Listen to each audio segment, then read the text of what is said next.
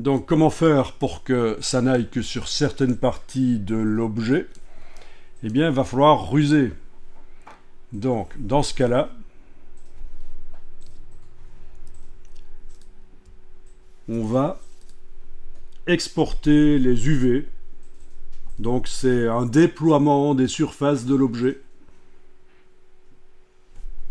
Alors, il est possible qu'on n'obtienne pas le même résultat chacun d'entre nous. On va voir, parce que c'est parfois un peu aléatoire.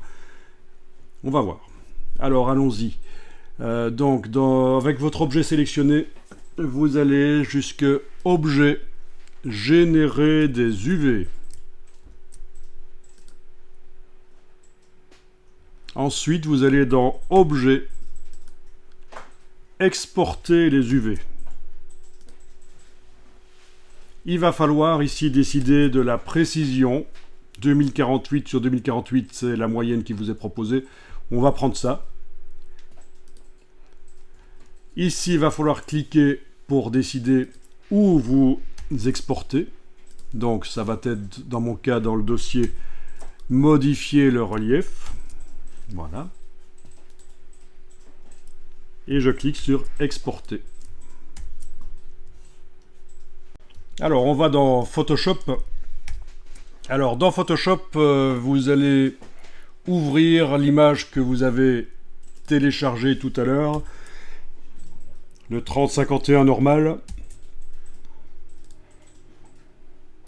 Vous allez indiquer à Photoshop que vous voulez en faire un motif. Donc, il y a deux manières de faire. L'ancienne manière de faire, édition, utiliser comme motif. Ou alors, on utilise un nouvel, entre guillemets, parce que ça devient quand même pas si nouveau que ça, palette des motifs de Photoshop, donc menu fenêtre, motif. Et il ne faut pas faire de sélection nécessairement. Vous devez, dans ce cas-là, cliquer sur l'icône du signe plus. C'est la même chose que faire édition, utiliser comme motif. Voilà, il propose de faire le motif qui va porter le nom de l'image, pourquoi pas, mais je pourrais renommer, mais bon, voilà.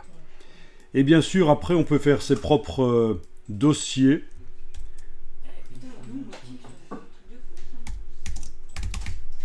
Voilà, ses propres dossiers.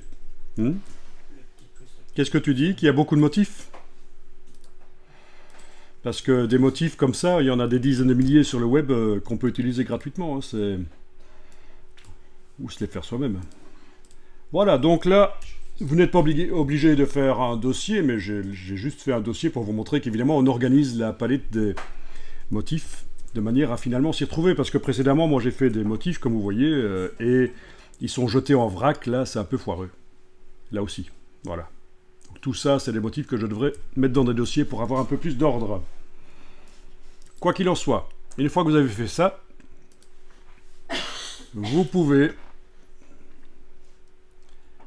non, vous ne faites rien, à part ouvrir ce que Dimension nous a généré, le bocal uv.psd.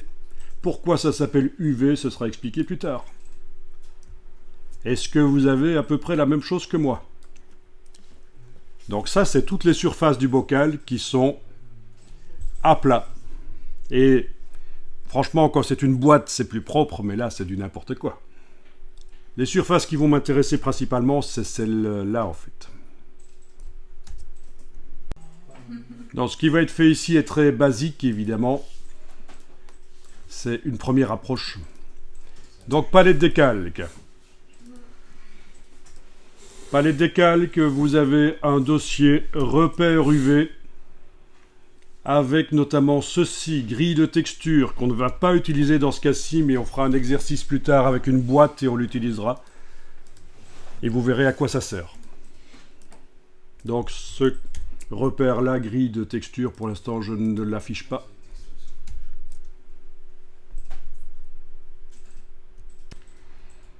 En principe, on est censé mettre ce qui va habiller l'objet dans le dossier votre illustration, mais nous on va le faire au-dessus, c'est pas un problème.